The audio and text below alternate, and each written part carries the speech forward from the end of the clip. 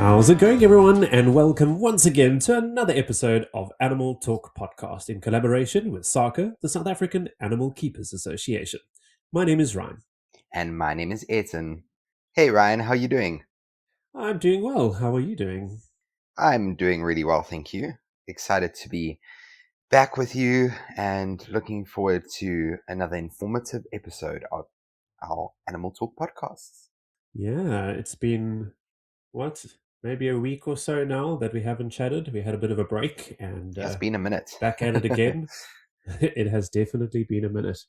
And with change of season, I do apologize. I might sound slightly different because allergies and change of season always kicks in at this time of the year. So I'm having fun with that. But we'll push through. And yeah, we've got an exciting topic to chat about. We do indeed. Something that I'm very passionate about. And it's been something that's just, for me, naturally just come up in the past week. And that's why I thought, maybe that's what we should be talking about today. So do you want to introduce our topic for us today, Ryan? Yeah, so the topic for today is going to be setting up for success. Yay! I love this topic. I think it's so important that we talk about this because it's not only something that's applicable to our animals that we work with, but also really something that we have to start looking at the staff that we work with, our colleagues and, our family and our friends, because when we're talking about setting an animal up for success, it's really just kind of like having this foresight and trying to see potential hurdles that might already be in front of an animal or person, and then really just meeting that animal or person where they are and working from there. So, as I mentioned already, very excited for this episode. Yeah, I think it's so important because there's so many like intricate parts of knowing what to do and set up. And a lot of people get a little bit nervous about when they're going to start training an animal and they're like, oh, I don't know, I think it's going to fail if this happens or that happens. It's all about thinking forward and trying to set up the situation, like arranging the antecedents to make sure that you have a positive environment for that training to happen in. But we can never fix every little thing. So just knowing how to change a few things while you're busy training to try and set it up better or see how behavior works. It's all about molding and trying to get it to work as you go along. But making sure that it's set up as well as you can in the beginning always helps. Definitely, and like you mentioned, it's you're never going to have an environment that's absolutely perfect. So you really just have to do what you can with what you have. But at the same time, also sometimes have to be very flexible and adapted to what the animal is showing you.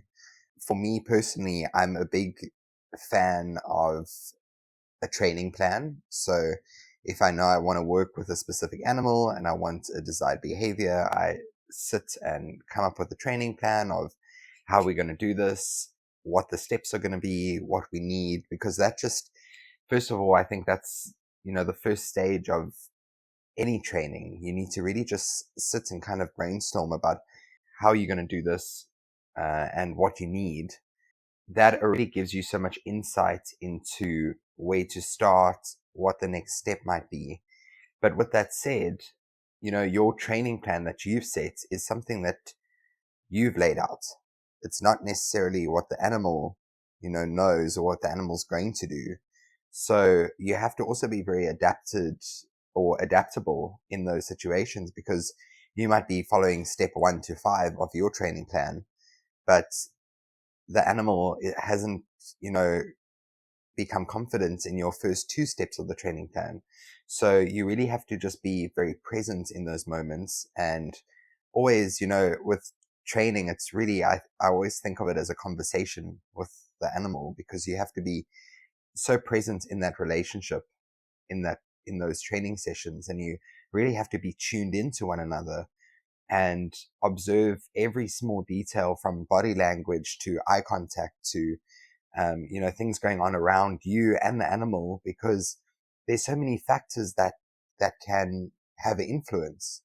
So yeah, it's a really, really important thing to just understand that where you are in your steps might not necessarily be where the animal is.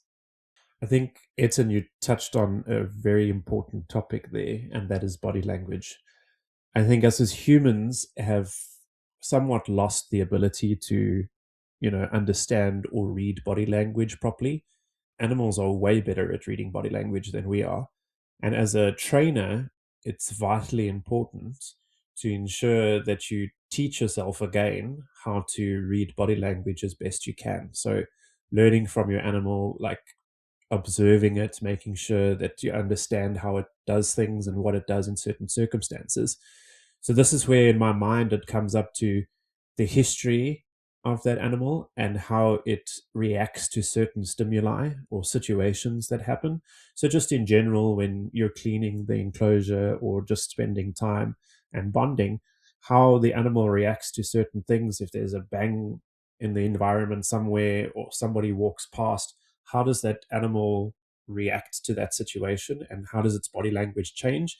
And that's a good way to understand and learn, so that when you're in a training session and you see certain things happen or discover that this is what's happening, you can understand the bird's body language and you can try and redirect behavior or try and start from the beginning again and reset the behavior, just so that you're making it as positive as you possibly can.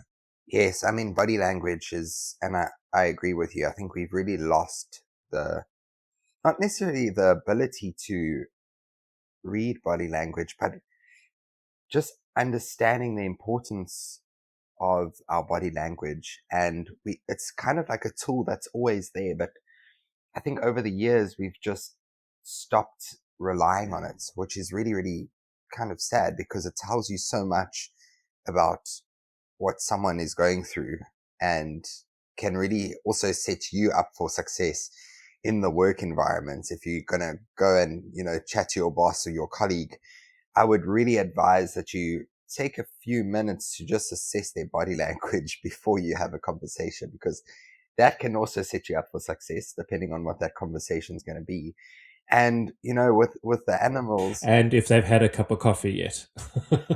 I think that's an experiment that I must maybe do is we need to take some photos of some of our colleagues, obviously with their permission, before they've had their coffee in the morning and then after Exactly. they've had their coffee, because I'm pretty sure their body language changes completely. And and with that said, that's why I also really find value in recording training sessions. So especially if you are working in a training session alone and you don't have anyone around to, kind of spot and check you on what you are doing, setting up a camera in the corner, whether it's your cell phone or GoPro, it's so invaluable to have that, because I remember doing training sessions with penguins and not understanding why this particular animal doesn't seem to want to cooperate with me. And ended the training session, took the footage, went to go review it later on in the day. And I just watched myself and I thought, oh my word, if I was that penguin, I wouldn't want to follow that person either. Because everything in my body language basically suggested and showed that, first of all, I wasn't really there. I'm tired. I've got 1,000 other things to do and I'm trying to kind of do this so I can get on with my day. And then also there was just didn't seem to be any confidence in what I was asking the bird to do. And I mean, that's why I said, in a training session, you have to be in that relationship. You have to be present with that animal, because you are asking them to, in some situations, do something that might be slightly uncomfortable. And they need to be able to look at you and review your body language and be, what, this person is confident in what they're asking me to do. I trust this person, and therefore, this relationship I trust. And that's going to aid you so much in your training sessions. So I would say using, videos and things like that is really, really important, especially for your, keeping track of your body language and what you are actually suggesting and doing. Yeah. It may sound like our topic has sort of like slid off to one side, and now we're talking about body language and it's not really setting up for success. But The way I see it is that we are still chatting about setting up for success, but we're starting right in the beginning where understanding the behavior, and that changes the way you set up a training behavior. And I'm going to go and jump into my experience working with birds. Please do. And this is kind of where where I believe that the trust and the bond and the relationship that you have with a bird that you're training is actually completely different to any other species of animal if you're a trainer. And I'm not saying if you're a dolphin trainer or if you're a seal trainer or if you're a Fish trainer. elephant trainer that your training is, yeah, fish trainer, that your training and your bond and your relationship is not strong. But I will say that it's a very different with birds. And the reason why I say that is because if your bond and your relationship and your trust is not strong, that bird flies off. And it's not kept in an enclosed space. So if you're training for free flight and you've now put that bird into a free flight situation where it can choose to be part of that training session or not in an open area, if your trust in the bird and the bird's trust in you and the bond you've created is not strong enough and the bird flies off, you have no way of just sort of pulling it back in. Sort of, if it's, for example, a dolphin swimming in a pond or a fish swimming in a tank or an elephant in an enclosure, they can walk to the one side of the enclosure and you can sort of reset everything and pull them back. But when a bird flies off, it flies away and it has so many different places it can go to. So when you're training birds for free flight, you definitely have to have a much stronger bond and trust value with your training, if that makes sense. And that definitely does. I mean, when they take off, they've got the whole world they can go to. So you you really touch on a really valuable point there. I think, like you mentioned, we, even though we're talking about body language, we are still talking about setting those animals up for success and really setting our training sessions up for success. I think what you need to also understand is not only does your body language have an impact, but your mindset does as well.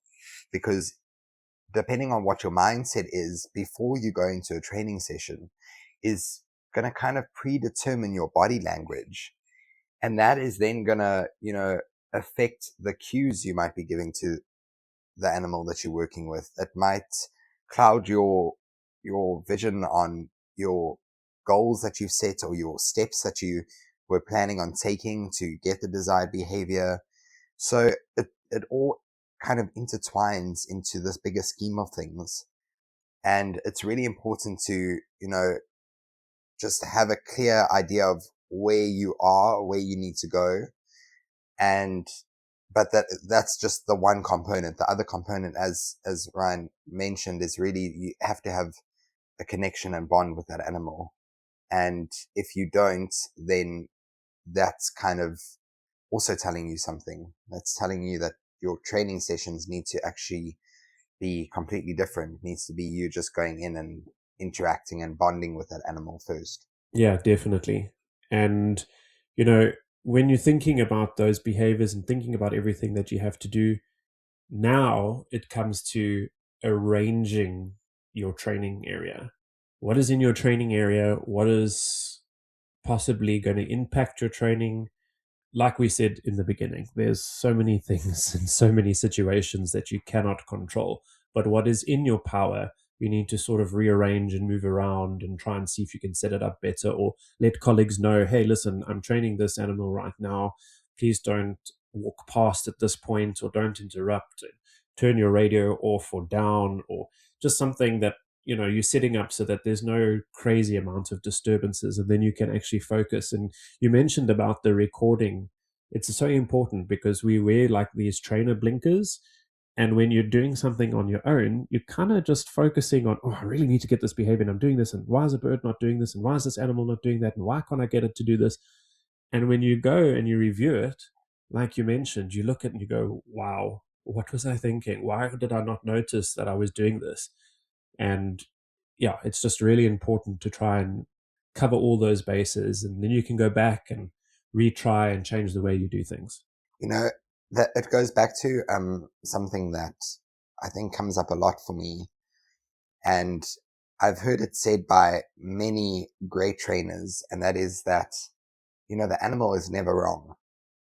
It's it's all up to us as trainers and what we're asking, and our cues and our reinforcing times, and all of that goes into training the animals that we work with. So I think that's also, I've heard it said by some other trainers as well. They'll come out of a training session and they're like, oh, the bird was off today, or this animal didn't want to perform its behavior, or this or that or this. And it's always kind of pointing, fingers at the poor animal.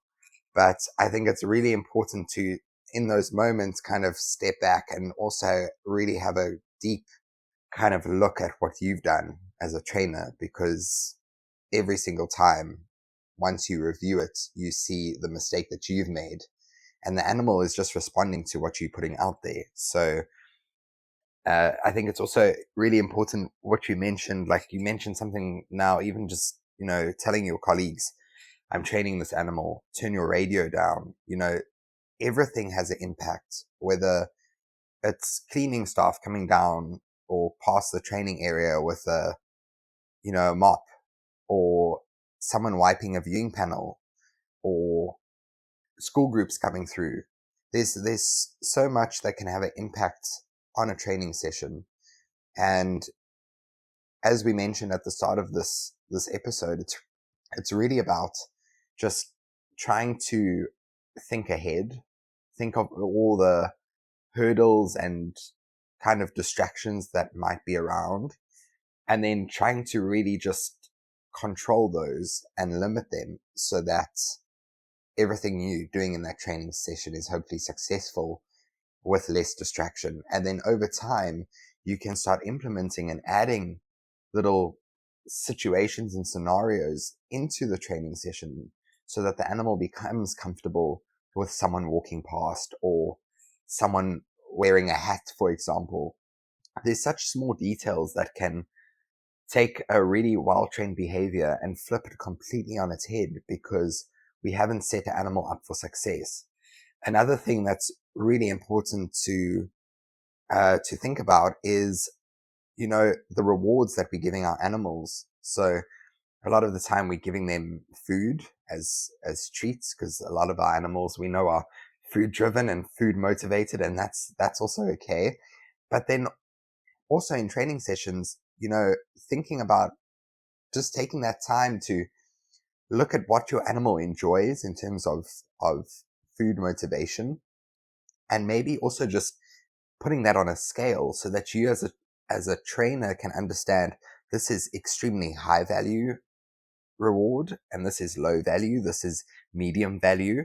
Because just using those those reward systems and using that scaling system of mixing high value, medium value, low value can also make a massive difference in training behavior. So it's another component that you need to also have in your back pocket and to really think about. And then Ryan, a question for you as well is, have you ever trained an animal to do a really cool behavior? You eventually get the desired behavior, and instead of ending the training session, you're like, I want to see that one more time. Let's do that one more time. And then you mess it up.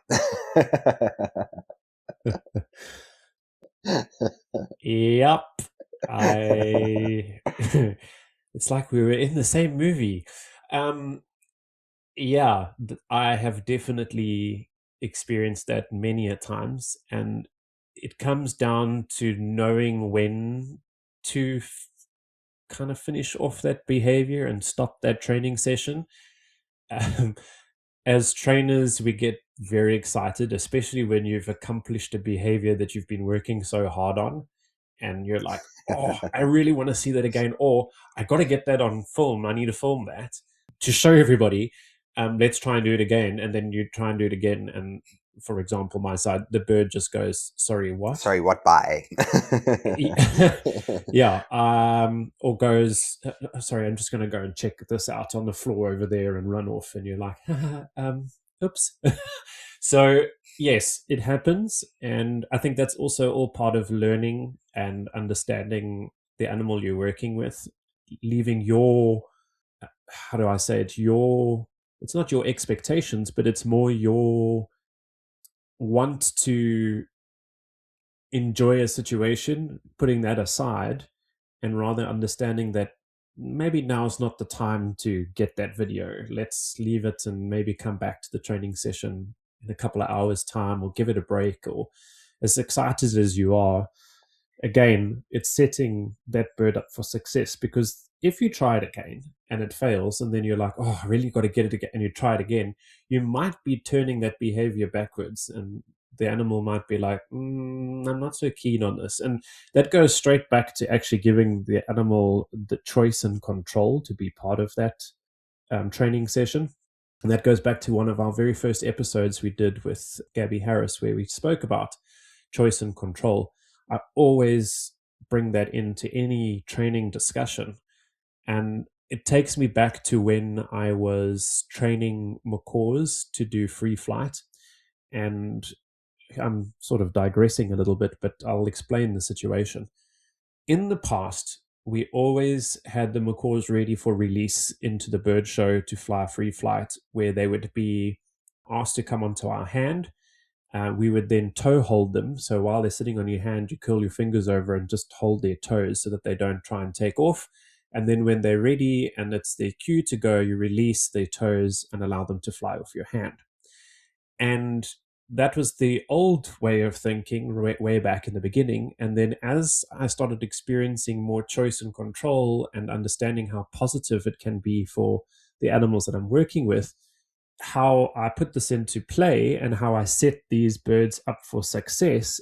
Because what we were experiencing is they would fly out and they would do their little loop around the theater, and then they would mess around and fly further off or go and sit in a tree, or and they wouldn't really come back to the station.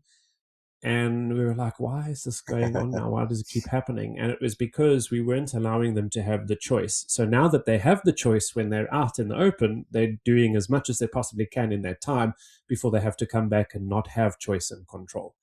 So changing it up and giving them choice and control backstage in the beginning made a huge difference in the behavior on the stage in their free flight, where they would actually 90% of the time come back to station for them to come backstage. And how we did that was when we go into the enclosure and go up to the bird and ask it to step onto our hand, instead of going up and just picking it up, we then open the hand and show them a cue to say, would you like to step onto my hand? And their cue to us, which is their choice and control, was to raise their foot and say, yes, I'm ready to be picked up. And then you would just gently move your hand forward and then step onto your hand. So cool. Whereas before it was like, come, we've got to go into the show and pick the bird up and go.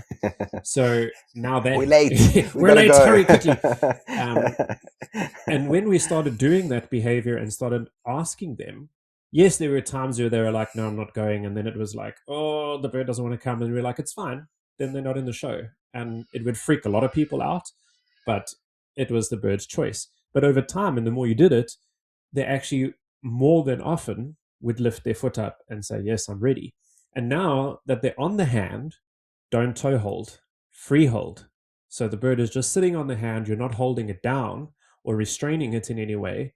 All you're doing is, while you're walking and the bird is sitting calmly on your hand and not trying to move up and down your arm, you reinforce those small behaviors while you're moving around. And when you're standing and getting ready for release, when you see the bird doing a behavior that you like, which is standing still, not moving up and down your arm, you reinforce that behavior. And the more we did that, the more control the bird felt like it had. And again, flew out, did the behavior, and came straight back to station. And we were able to continue with the show. And we didn't have all these fly-offs and moving around. So long story short, choice and control really makes a huge difference in the animal's future behaviors. Choice and control is everything. I think that's one of the most important and exciting things about the industry. Is it's this conversation that just continues to go round, and it's something that every facility is really learning about and trying to incorporate as much as they can. And I think what's really important to remember, if you work in an organization and there's someone that's passionate about training animals and wants to do it in a way that the animals have choice and control, please just be patient with them, because this is a process for an animal that, has been trained in a way that where it hasn't had choice and control. And now we are trying to train animals so that they can understand they do actually have choice. It really is a process. And like Ryan mentioned, it doesn't happen overnight. It's a process of the animals understanding that, oh, okay, if I say no, you're actually going to listen to me. You're not going to grab me irrespective of what I'm telling you. Once you start implementing those small steps and those small measures so that the animals understand they have choice, it's really long term, the benefits that you will see are invaluable in terms of how those animals respond to you, how they respond in show, for example, like Ryan gave. So just be patient. It is a journey, but it's one that is well worth the wait in the long run. 100%. And again, it's one of those topics we could probably chat about for hours on end, especially the two of us when it comes to training. But let's put it out to the listeners and find out if anybody has their thoughts on setting up for success. How do you set your animal up for success? How do you set the situation or the stage, so to speak, for enabling your animal to have a positive experience during your training? So if you have any cool ideas or any cool stories that you want to tell us about, let us know. And you can contact us either on our email, which is animal.talk201@gmail.com, or you could contact us through our social media. Yes, please reach out to us. We are on Facebook, Instagram, YouTube, and LinkedIn. Our handle is @animaltalkpodcast_ZA. Please go and subscribe to our YouTube channel. Please go and comment and leave comments for us if you've enjoyed this episode. And also please like and share our various pages to help us, get our podcast out there for even more animal lovers and animal keepers to learn from and to appreciate. Yeah, liking, sharing, subscribing all makes a huge difference in the algorithm to make sure that our podcast episodes get out there to as many people as we possibly can get to, because the more information that people get and the more people that talk about these type of things, the better it is for our animals in the future. So it's all about our passion. And that brings me to my saying, and that is, animals are our passion. Thanks everybody for tuning in, and remember that our quality of care is their quality of life. Bye everyone. Bye-bye.